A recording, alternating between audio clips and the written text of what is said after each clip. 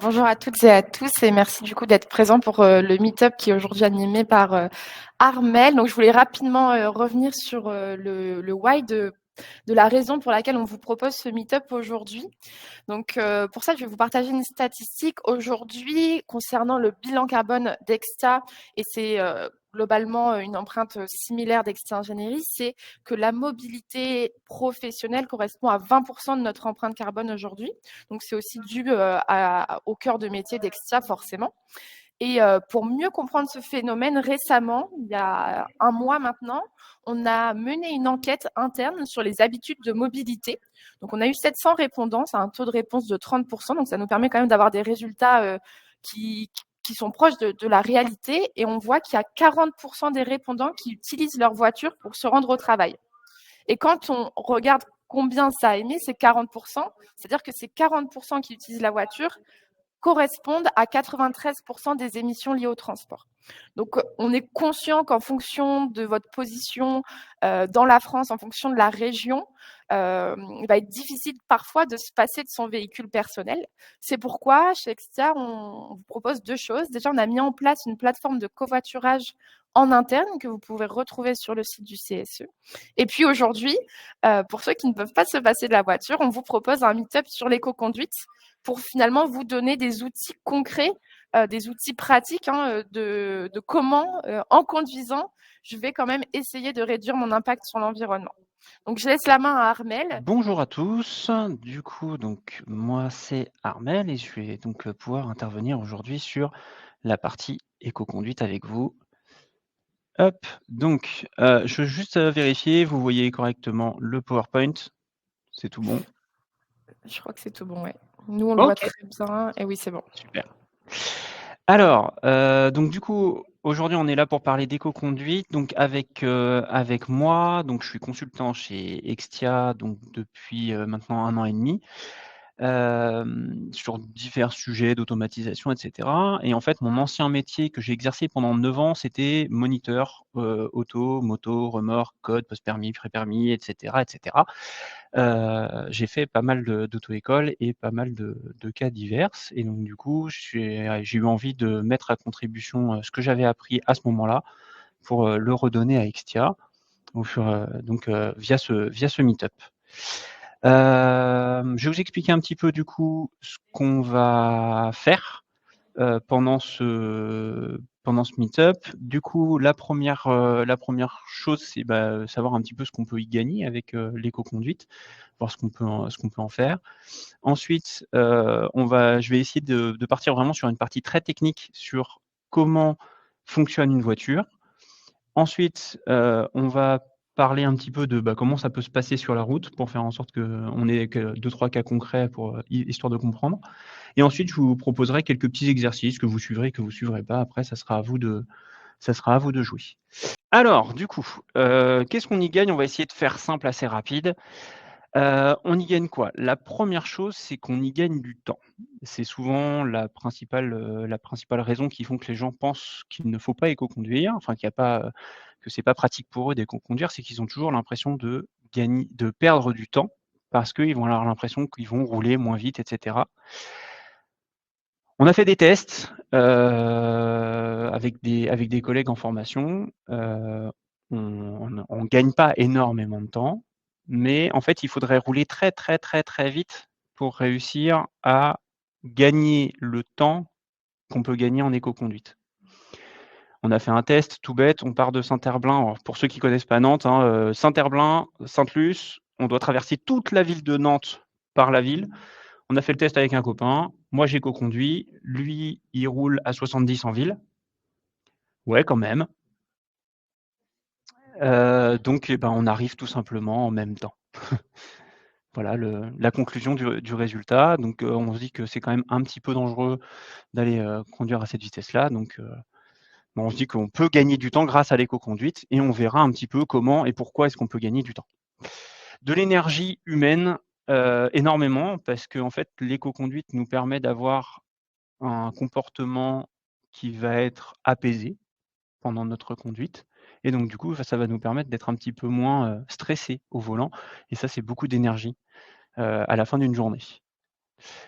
De l'énergie mécanique, donc évidemment de l'énergie mécanique avec des pneumatiques, avec des plaquettes de frein, avec de l'huile, avec du liquide de refroidissement, avec évidemment du carburant. C'est ce qui va nous intéresser énormément. Du confort pour les passagers, parce que du coup, comme on adopte une conduite apaisée avec des rythmes de freinage qui vont être un petit peu plus sympathiques, on va éviter de secouer tous nos passagers et ça, c'est quand même assez sympa. Alors, un coup de pouce pour la planète, oui, évidemment, elle vient d'en parler. Ça représente 20 de nos émissions de carbone, en fait, de conduire, notamment donc a priori chez Extia.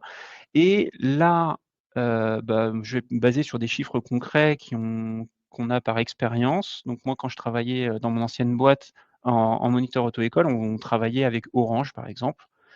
Sur leur flotte de véhicules, pour les gens qui ont suivi une formation complète d'éco-conduite, ce qui dure à peu près une journée, à la fin de cette journée, ils avaient, pendant, l'espace de 3 semaines, une diminution de leur consommation de carburant aux alentours de 40. Ouais, 40, ça commence à faire, hein, on commence à parler un petit peu, ouais. Du coup, si ils arrivent à diminuer cette, jusqu'à 40, alors il faut bien se dire que ça va pas durer, éternellement puisque du coup, c'est quand les informations sont toutes fraîches, qu'on a encore beaucoup de volonté. C'est un petit peu, un petit peu comme quand on essaie de changer nos vies, bah, forcément, au départ, on se dit: «Ouais, je suis super motivé», puis après c'est un petit peu plus délicat. Et donc du coup, avec le temps, ils ont réussi quand même à diminuer leur consommation de carburant au global sur tout le parc de 4 à 5. C'est quand même pas négligeable. Donc ce que je mets, hein, je vais pas tout citer, ça serait beaucoup trop long. On peut y trouver beaucoup, beaucoup d'avantages et je serais plutôt assez fan que vous m'envoyiez, vos petits commentaires à la fin si jamais, vous trouvez de nouveaux avantages une fois que vous aurez testé l'éco-conduite et vu un petit peu, ce qu'on pouvait en faire. N'hésitez pas à m'envoyer des petits messages. Je serai disponible sur Slack et pour, répondre à ces messages de vos commentaires et aussi pour, si jamais vous avez des questions suite à ce meet-up, je reste, super ouvert, à toutes ces questions. Voilà. On part maintenant sur comment ça fonctionne une voiture. Je vais, énormément simplifier, donc si jamais il y a un ancien mécanicien dans la salle, on s'enflamme pas, c'est normal, c'est de la simplification. Je ne vais pas, vous expliquer chacune des pièces du moteur, ça serait super long. Comment fonctionne une voiture? Alors, au départ, déjà, on va commencer avec un moteur. Le moteur, c'est quoi? C'est un bloc avec à l'intérieur une sorte de pédale de vélo, au-dessus de laquelle on vient créer une explosion et ça va permettre de faire tourner la pédale de vélo. C'est tout bête et donc du coup, ça va nous permettre de faire transformer l'énergie, dans un sens, en énergie rotative. Donc du coup, ensuite, ça va être relié à un embrayage. Un embrayage, c'est quoi? C'est 2 gros disques qui s'éloignent et qui se séparent. C'est ça le principe d'un embrayage. Qu'on soit sur une voiture automatique ou non, ça ne change rien. Voilà, c'est juste les technologies qui vont juste différer un tout petit peu. Quand je fais tourner mon moteur, que mon embrayage est séparé, mon moteur il tourne tout seul et de l'autre côté, le reste de la chaîne ne va pas tourner lui. OK? Donc ça n'entraînera pas notre boîte de vitesse. Notre boîte de vitesse, c'est quoi? C'est des roues plus ou moins grandes. Oh magnifique, j'ai mis une petite animation sur boîte de vitesse, c'est rigolo. C'est des petits, pignons en fait et qui vont, de plus grand en plus petit et du coup quand j'enclenche une vitesse 1, 2, 3, 4, 5, ça va changer tout simplement le pignon sur lequel va s'enclencher notre arbre qui sort de l'embrayage. Hop. Ensuite, du coup, ça va être relié aux roues. Je vais pas vous expliquer le système des roues, hein, là, il me semble que ça tourne un petit peu. Ça peut tourner en tout cas. Donc du coup, si je rapproche, du coup, maintenant mes 2 disques de l'embrayage, à ce moment-là, ça veut dire que tout mon système, de ma pédale jusqu'à mes roues, le tout est relié et donc du coup va tourner ensemble. Donc ça va permettre le moteur va entraîner l'embrayage, qui va entraîner la boîte de vitesse, qui va entraîner les roues. OK, jusque-là, ça va? Pas trop compliqué? Super. Si on reprend le système inverse, Si je viens faire tourner mes roues, je viens faire tourner ma boîte de vitesse, qui fait tourner mon embrayage, qui fait tourner mon moteur. Ça, c'est la notion essentielle que vous devez absolument comprendre. Si je fais tourner mes roues, ça fait tourner ma boîte de vitesse, qui fait tourner mon embrayage, qui fait tourner mon moteur. Donc, si mes roues entraînent mon moteur, pareil, lien de cause à effet, est-ce que je consomme du carburant? Non, 0. Je ne consomme absolument aucun carburant à ce moment-là. Alors, pour ceux qui seraient vraiment spécialistes mécaniques, on consomme un tout petit peu de carburant juste pour la partie lubrification du moteur. Mais en fait, c'est tellement infini-décimal qu'on ne va pas rentrer dans ce détail-là. On reprend le parallèle qu'on va faire avec un vélo, qu'on avait tout à l'heure. Si je fais tourner mes roues, mais que je pédale pas, mon vélo, il avance quand même. Et donc, du coup, je consomme pas d'énergie à ce moment-là. Donc, ça veut dire que là, si j'étais dans ma voiture, je prends une descente, je touche pas à l'accélérateur, mes roues entraînent ma boîte de vitesse qui entraîne mon embrayage qui entraîne mon moteur. À ce moment-là, je ne consomme rien. Mettons que, à ce moment-là, je me dis: «Ah tiens, je vais appuyer sur mon embrayage». Je sépare mon moteur de mes roues. Si je sépare mon moteur de mes roues, bah, mon moteur, il est obligé de consommer pour rester démarré. Jusque-là, facile? Tout à fait. Fausse bonne idée d'appuyer sur l'embrayage. On a l'impression qu'on pourrait consommer moins, sauf qu'en fait, du coup, notre roue n'entraîne plus notre moteur et comme elles n'entraînent plus mon moteur, bah, à ce moment-là, je me retrouve dans la partie, où je consomme plus et je consomme, énormément. Ça marche? C'est bon sur la partie mécanique un petit peu, ça cool. Tout le reste, en fait, va en dépendre, donc du coup, c'est pour ça que j'insiste un petit peu sur, OK, on a bien capté. On va essayer de parler un petit peu plus concrètement maintenant qu'on a vu un petit peu la partie théorique, de la voiture. Il y a des petits chiffres qui sont importants à connaître. Si je suis à l'arrêt, du coup, mon moteur est séparé de mes roues puisque je suis obligé de débrayer, autrement je cale. Ça jusque-là, pour, ceux qui conduisent régulièrement une voiture, manuelle, normalement, c'est à peu près acquis. On sait que du coup, le moteur, il est obligé de s'entraîner tout seul. Donc à ce moment-là, il est en train de consommer du carburant pour ne pas effectuer la tâche qu'on lui demande, faire avancer la voiture. Si à ce moment-là, il n'entraîne pas les roues, ça veut dire qu'il consomme à l'infini. Si on prend une consommation au litrage au 100, j'avance pas, donc bah, du coup, je consomme à l'infini. Par contre, on a, pendant toute une période entendu, des petites, rumeurs qui disent que, bah, non, faut pas couper son moteur parce que quand on le redémarre, ça consomme 1 litre. Ouais, on a entendu ça pendant très, très longtemps, notamment à cause du décalage. En fait, c'était une expression de camionneur. Si tu cales, tu payes ton litre. Pas de carburant, hein. Bref. Les informations ensuite du coup, le bon rapport au bon moment. Si vous avez conduit un vélo, vous allez vite comprendre de quoi je parle. Si j'arrive dans une grosse montée avec mon vélo et que je mets la vitesse la plus dure qui fait que ça force à fond, ça va être compliqué de monter. Par contre, si je viens enclencher la bonne vitesse qui fait que j'ai une rotation de mes jambes qui va bien, à ce moment-là, ça va être beaucoup plus facile de monter. Il y a un rythme, hein, qu'il faut réussir à trouver pour nos jambes déjà. On sait que bah, si on se met à pédaler dans la semoule, on va galérer quand même parce qu'il va falloir pédaler très très vite pour réussir à maintenir une vitesse à peu près convenable.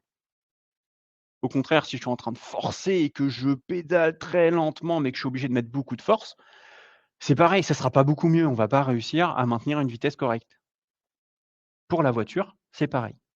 Pour chaque voiture, on a un rapport de vitesse qui est idéal. On a des plages de consommation en fonction du nombre de tours par minute. Si vous en avez envie, faites-vous plaisir, vous pouvez les regarder dans votre notice. On voit, il y a une plage d'utilisation de votre voiture qui permet de savoir à quel moment, quelle vitesse, quel rapport et cetera. C'est un petit peu compliqué, c'est des petits schémas, qui nous permettent de déterminer ça. Ce qu'on peut essayer de se dire, en règle générale, c'est qu'à partir de 50 km/h, pour maintenir la vitesse, on peut passer la 4e. Par exemple, ça nous permettra de le maintenir. Par contre, pour monter à 50, la 4e, elle fera rien du tout. Voilà. La 4e à 50 en montée, elle marche pas du tout. La 5e à 50 en descente, ça marche. Je vous laisserai essayer. Après, c'est assez simple, entre guillemets, de déterminer par rapport à vos véhicules, hein. Il suffit de l'écouter un petit peu et on voit bien, hein, si le moteur il est en train de faire c'est que c'est pas bon. Si au contraire le moteur est en train de hurler, c'est qu'on n'est pas dans le bon rapport. Voilà. Mais ça, c'est un petit peu plus de la pratique. Je vais pas aller chercher beaucoup plus loin avec ça. Les distances de sécurité. Pourquoi les distances de sécurité?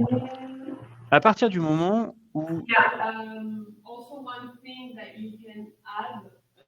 Ok, c'est pas pour nous, tout va bien. La distance de sécurité, à partir du moment où on est trop proche d'un véhicule, on va avoir une tendance à ne pas anticiper. Donc du coup, à ce moment-là, à chaque fois que le véhicule qui est devant nous va allumer ses feux stop, on va se retrouver dans l'obligation, nous, de freiner. Si je freine, ça veut dire qu'à ce moment-là, je vais diminuer ma vitesse, et diminuer ma vitesse fortement. Donc du coup, comme je sais que derrière, à un moment ou un autre, il va réaccélérer, cette personne, bah, il va falloir que moi aussi je réaccélère. Quand j'accélère, je consomme énormément. Quand je maintiens ma vitesse, je consomme très peu. Comme sur notre vélo, toujours la même chose. Si je maintiens ma distance de sécurité correctement, voire même que je maintiens une distance de sécurité anticipative, donc je vais chercher encore plus loin que ce qui nous est prescrit par le code de la route. 2 secondes pour ceux qui se posent la question, il faut pouvoir compter 2 secondes. À ce moment-là, quand la personne va freiner, moi je vais juste pouvoir relâcher légèrement l'accélérateur, perdre 2-3 km/h, voir que finalement, en fait, c'était pas grave et que du coup, j'ai même pas besoin de réaccélérer parce que je suis déjà à ma vitesse. Et donc là, à ce moment-là, je suis tranquille. Les limitations de vitesse, c'est le système le plus simple pour éco-conduire. On sait que si on garde nos vitesses, on va consommer moins. Forcément, je consomme moins si je roule à 130 sur autoroute que si je roule à 180.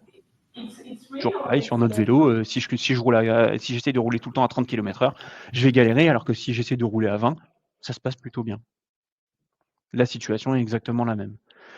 Donc ça, ce sont les principales règles qu'on pourrait observer sur cette éco-conduite. C'est les petits éléments qu'on va pouvoir gérer. Il y en a bien d'autres et il y en a bien d'autres que j'aimerais pouvoir vous donner, mais après, il y en a beaucoup qui se passent, en fait, tout simplement dans votre voiture. Il va falloir que vous retrouviez les sensations. Ça, c'est les petits éléments où vous pouvez tout simplement essayer d'aller les chercher. Se dire que, quand je viens m'arrêter à la boulangerie pour chercher une baguette, ça sert à rien de faire tourner le moteur.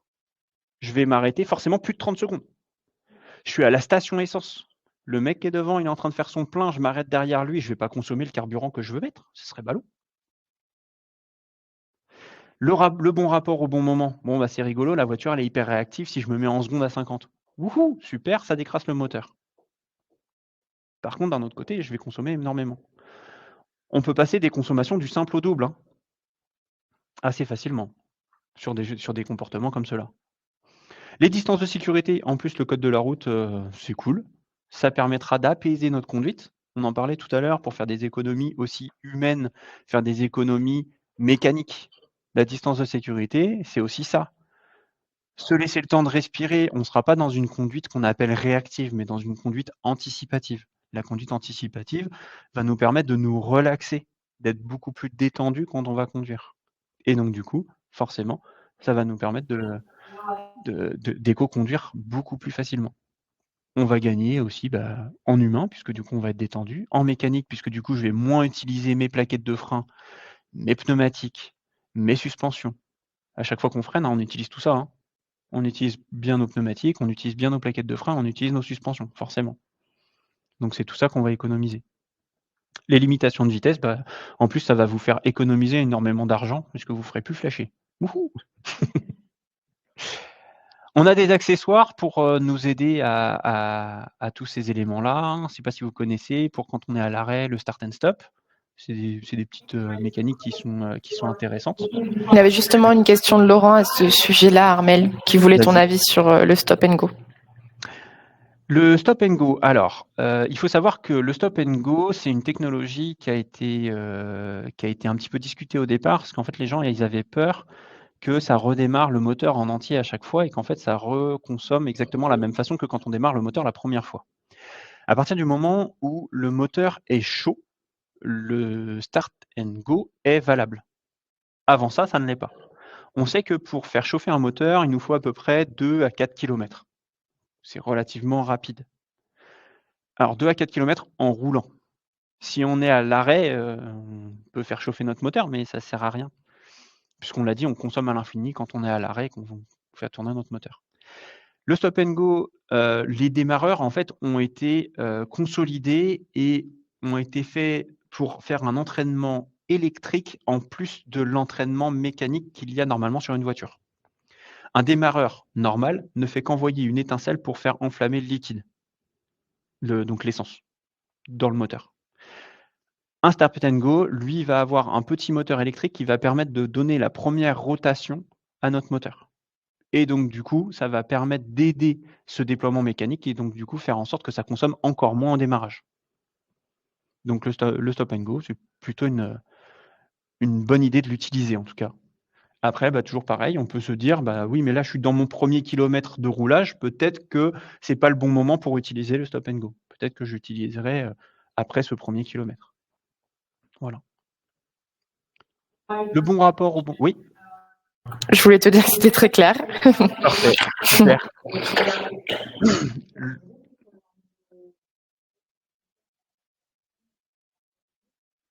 L'utilisation du stop and go, en fait, ça va permettre de diminuer la consommation de carburant quand on est à l'arrêt et donc du coup, ça va vraiment dépendre des situations. Si tu es, en utilisant le stop and go en campagne, tu gagneras rien.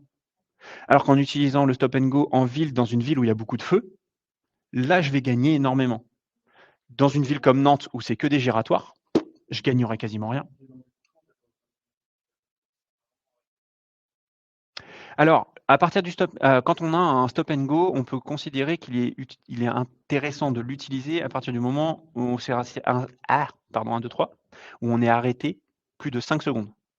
Puisque du coup, on a l'entraînement électrique en plus de l'entraînement mécanique, donc du coup, on peut largement diminuer nos statistiques.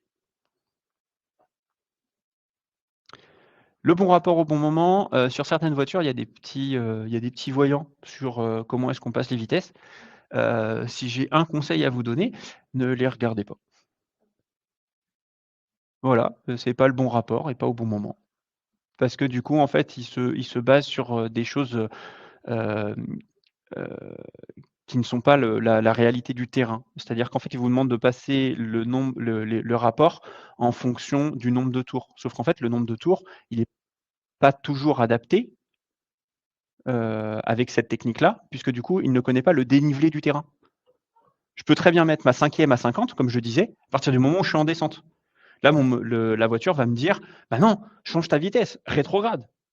Bah non, ma 5e, elle va très bien. Au contraire, comme ça, je laisse mes roues qui entraînent mon moteur, je suis heureux, puisque du coup, à ce moment-là, je consomme 0,00 litres. Génial. Et puis après, bah, la boîte automatique. Alors pour ceux qui se posaient la question sur la boîte automatique, allez-y, c'est génial. La boîte automatique nous permet de diminuer nos consommations de carburant, non pas en théorie, mais en pratique. Je m'explique.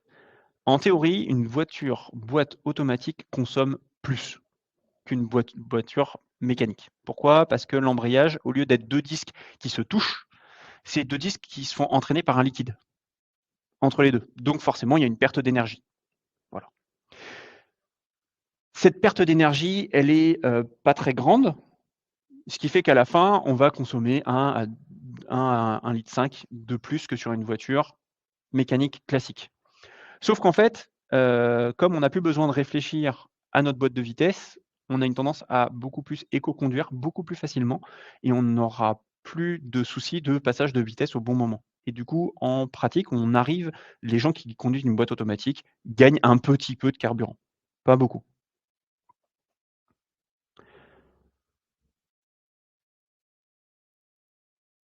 Voilà pour ça. Et pour les distances de sécurité, du coup, on a les régulateurs, limiteurs de vitesse. C'est pareil. C'est des choses qu'on peut utiliser. Alors, en théorie, le régulateur de vitesse consomme plus. Pourquoi? On va se retrouver encore sur notre vélo. On est là, du coup sur un terrain plat. On se met à 20 km/h. On arrive dans une grosse montée. Qu'est-ce qui va se passer sur notre vélo?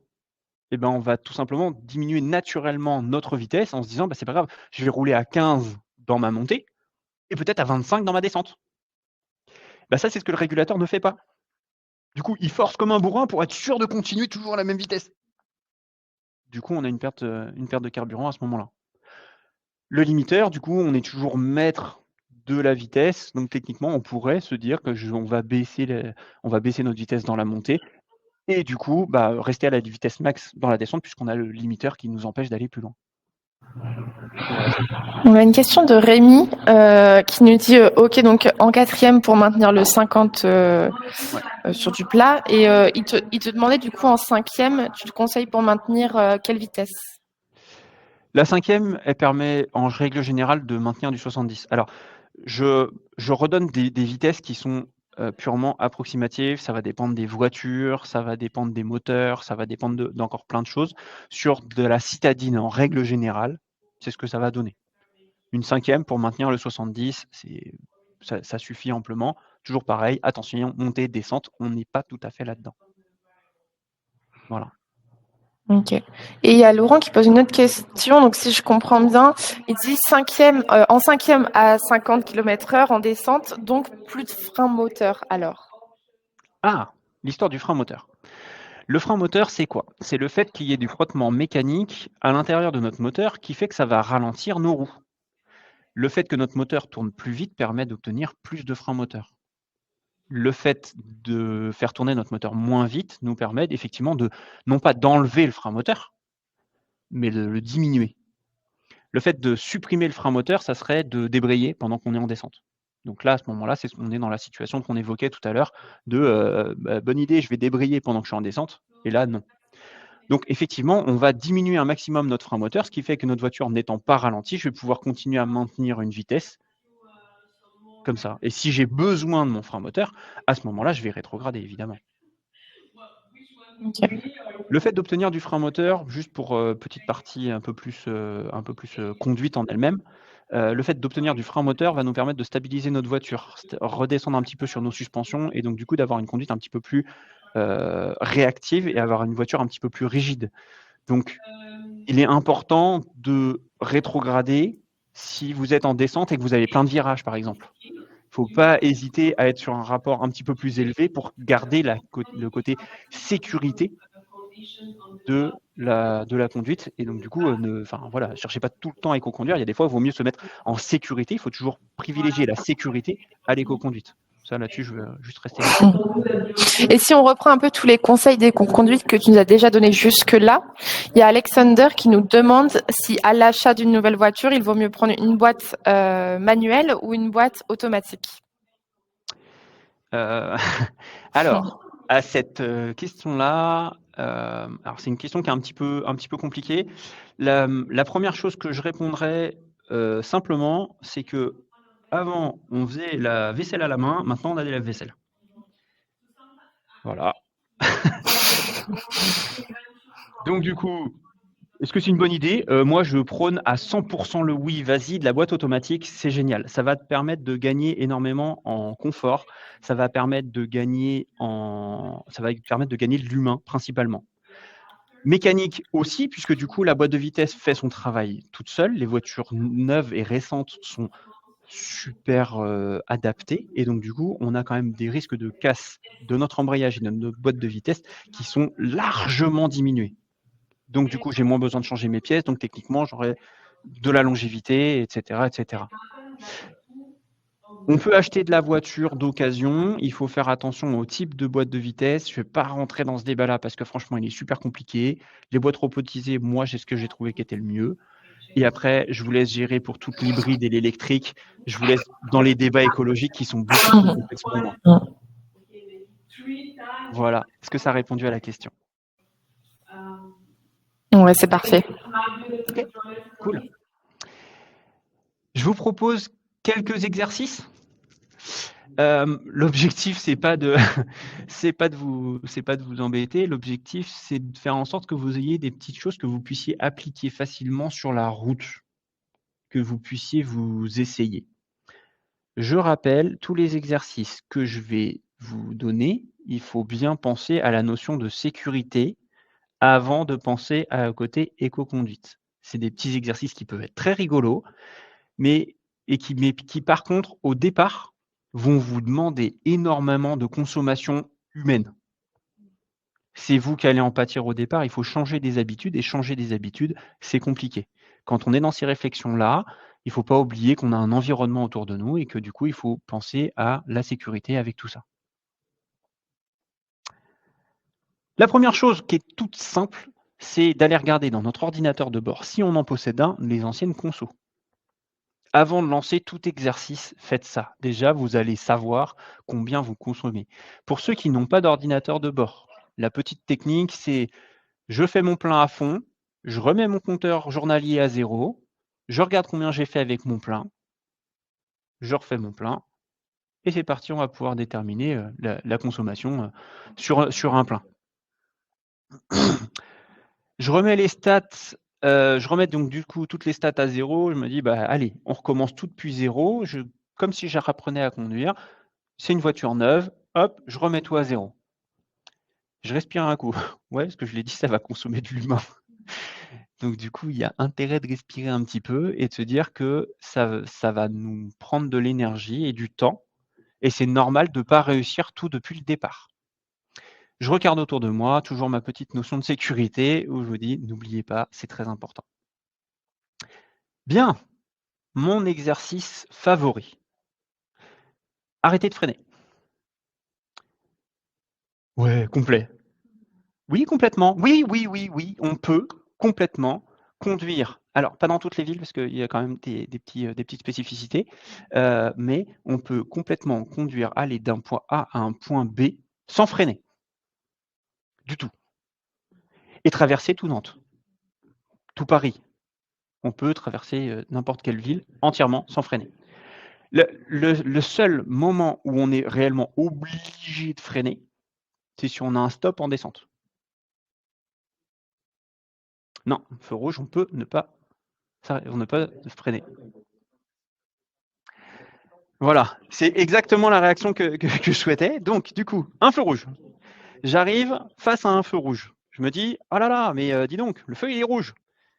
Si j'ai suffisamment anticipé le fait qu'il est rouge, à ce moment-là, je vais pouvoir lever le pied sur mon accélérateur, laisser la voiture descendre mes rapports pour faire en sorte d'économiser mon énergie mécanique, frein, pneus, suspension, utiliser le frein moteur pour ralentir au maximum, laisser ma voiture rouler le plus lentement possible jusqu'à ce que le feu passe au vert et réaccélérer. Juste pour sur un 50 mètres, je démarre, je maintiens ma vitesse, je m'arrête. Ce qui consomme le plus, c'est le démarrage, le passage de 0 km/h de la voiture jusqu'à 10 km/h. C'est ce qui va consommer le plus. Toute la partie je maintiens la vitesse, ça va. Même dans l'accélération après les 10 km/h, ça va, c'est une consommation raisonnable. Le fait d'arracher les premiers kilomètres-heure, c'est là que c'est le plus compliqué. Pour ceux qui ont déjà fait l'expérience de pousser une voiture, on s'en rend compte très, très vite, hein. On est là, on est obligé de forcer comme des malades pour faire le premier tour de roue. Une fois que le premier tour de roue est fait, oh, ça va mieux. Tout de suite, on va pouvoir réussir à pousser la voiture. Les feux rouges, donc c'est potentiellement le entre guillemets le plus complexe quand même dans l'éco-conduite parce que du coup, on peut se retrouver avec un feu vert qui passe au rouge et là, du coup, on n'a pas le choix, on s'arrête, hein. Ne me faites pas dire ce que je n'ai pas dit. On ne passe pas au feu rouge. On peut se retrouver dans cette situation-là, mais voilà, dans l'objectif, vous pourriez tout à fait le faire en anticipant au maximum.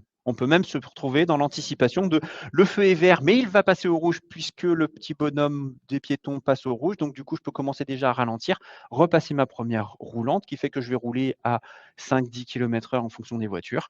Et là, du coup, attendre que le feu passe au vert. Et du coup, en première, il y a Mehdi qui nous demande ce que tu penses du frein moteur en première. Alors, le frein moteur de la première est un frein moteur qui est très violent. Donc du coup, il faut savoir vraiment le passer au bon moment. Mais c'est pas un problème. Mécaniquement parlant, ça fonctionne. La première est une vitesse comme une autre, donc il y a pas de souci particulièrement. On peut tout à fait ralentir, se remettre jusqu'à la première, avoir du ralenti moteur sur la première. En auto-école, on dit qu'il faut pas s'arrêter en première. C'est juste pour une raison mécanique, c'est qu'en fait, comme la première a un frein moteur très violent, on se retrouve à se faire secouer dans la voiture tout le temps. Les moniteurs, passent, un petit peu de temps dans une voiture d'affilée. Les inspecteurs aussi, ils aiment pas se faire secouer toute la journée. Donc du coup, c'est pour ça qu'on dit aux élèves qu'il ne faut pas le faire. Mais en fait, dans le principe, on pourrait tout à fait aller rétrograder jusqu'à la première pour venir chercher un arrêt beaucoup plus doux. Mais par contre, il faut avoir une maîtrise de son embrayage aussi, millimétrée pour faire en sorte de ne pas se retrouver à se faire secouer toutes les 2 secondes. Et du coup, j'enchaîne avec la question de Rémi, qui a constaté une grosse différence entre le frein moteur d'une essence et d'une diesel. Je ne sais pas si toi, tu as un avis là-dessus, parce que lui, du coup, il nous explique son expérience, que depuis qu'il a une essence, il arrive moins à gérer le frein moteur. Oui. Les moteurs diesel sont des moteurs qui tournent moins vite. Ouais. Et du coup, ils sont, qui sont un petit peu plus gros, ce qui entraîne un frein moteur, assez fort. En fait, c'est des voitures qui sont assez lourdes et donc du coup, souvent, on a un frein moteur qui est un petit peu plus fort sur une voiture diesel. Alors que sur une voiture essence, on va avoir souvent un petit frein moteur un peu plus doux, quand on est sur les bas régimes. Alors que par contre, dès qu'on monte en régime, ça va venir vraiment appuyer ce frein moteur. Donc, moi, ce que je conseille, en fait, c'est si tu veux obtenir plus de frein moteur, il faut que tu rétrogrades. Une voiture, à partir du moment où on est en décélération, si on vient faire monter notre moteur à 7000 tours minute, c'est énorme 7000 tours minute sur une voiture, hein, c'est pas grave. Ça fonctionne, c'est pas un problème et on ne consommera pas plus. C'est bien ça qui est important à comprendre, c'est qu'on ne va pas consommer plus puisque ce sont mes roues qui entraînent ma boîte de vitesse, qui entraînent mon embrayage, qui entraînent mon moteur. Donc j'ai pas de consommation à ce moment-là.